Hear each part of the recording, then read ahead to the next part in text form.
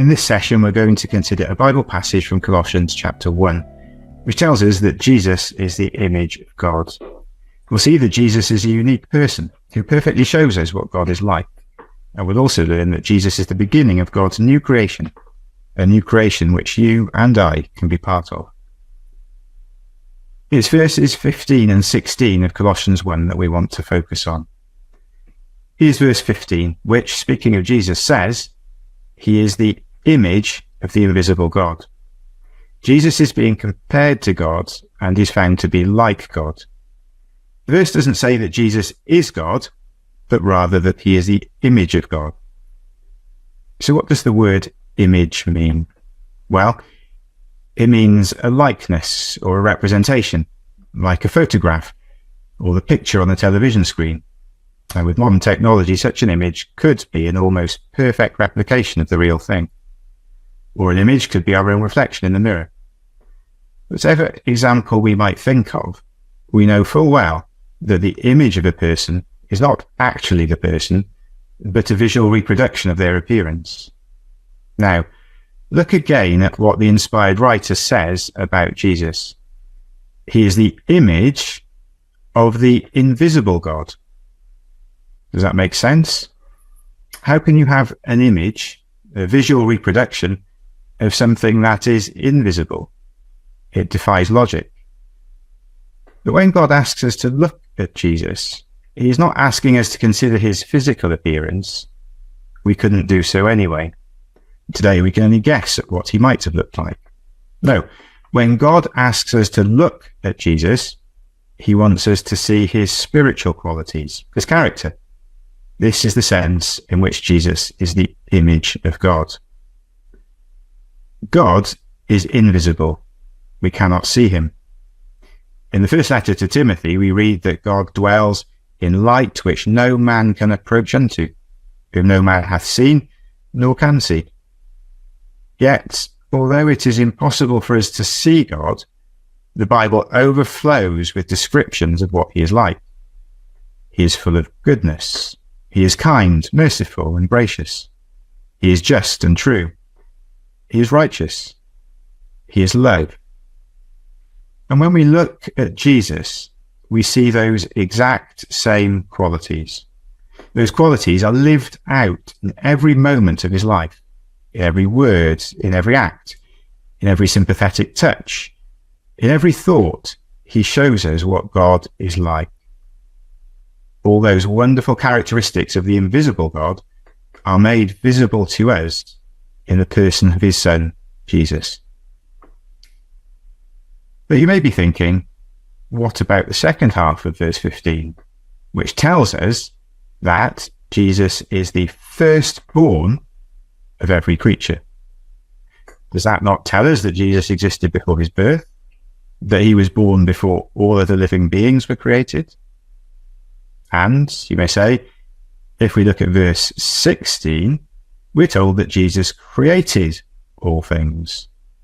Actually, twice in this verse, both at the beginning and at the end.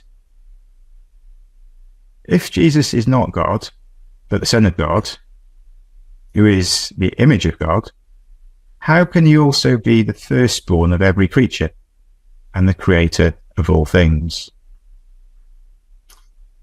Perhaps these words in Colossians 1 verses 15 and 16 remind you of the Bible's creation account in the book of Genesis.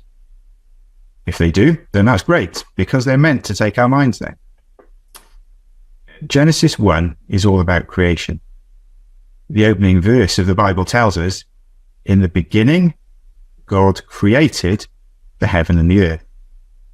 There, the words beginning and created form a strong link to our verses here in Colossians 1.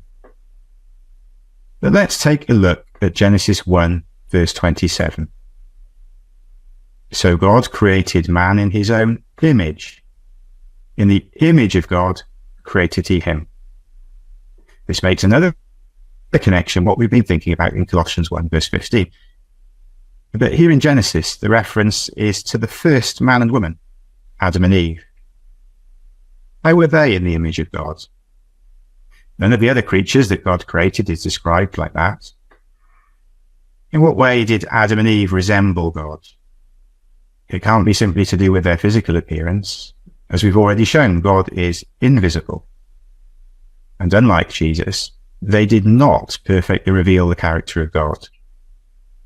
But they were created with the capability to do so, to show goodness and truth and kindness and love.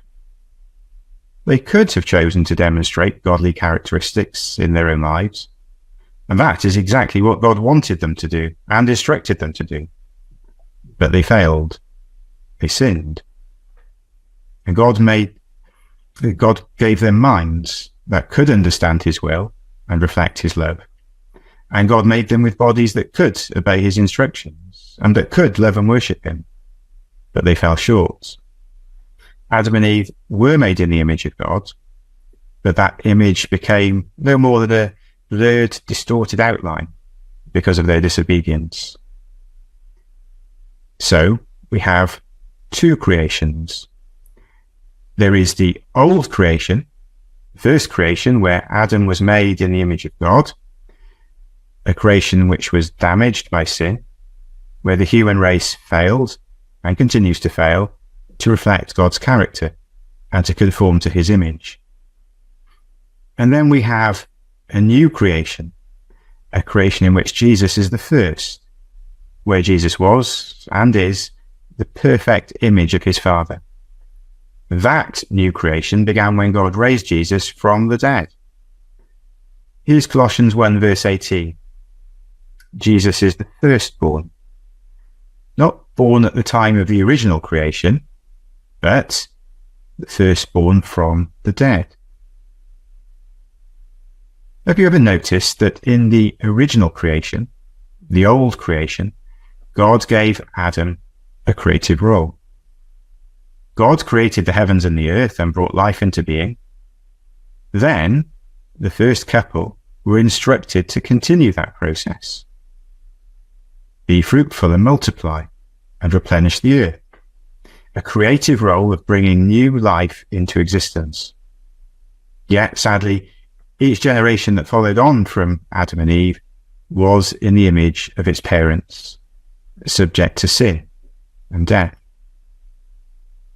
Perhaps that helps us understand the creative role of Jesus described in verse 16 of Colossians 1. Jesus is the firstborn from the dead, the first of the new creation. But God does not want his Son to be alone in that new creation. He wants the earth to be filled with men and women who reflect his glory, who are in his image. Jesus is working now on God's behalf to fill that new creation with life, with a multitude of people who will populate this earth, who will not be corrupted by sin, but who, like Jesus, will be in the image of God. The good news of the gospel is that you have the opportunity to be part of that community. Thank you for listening. Please let us know your thoughts in the comments below. Don't forget to subscribe to the Gospel Online YouTube channel and click on the bell icon below to be notified of more videos like this.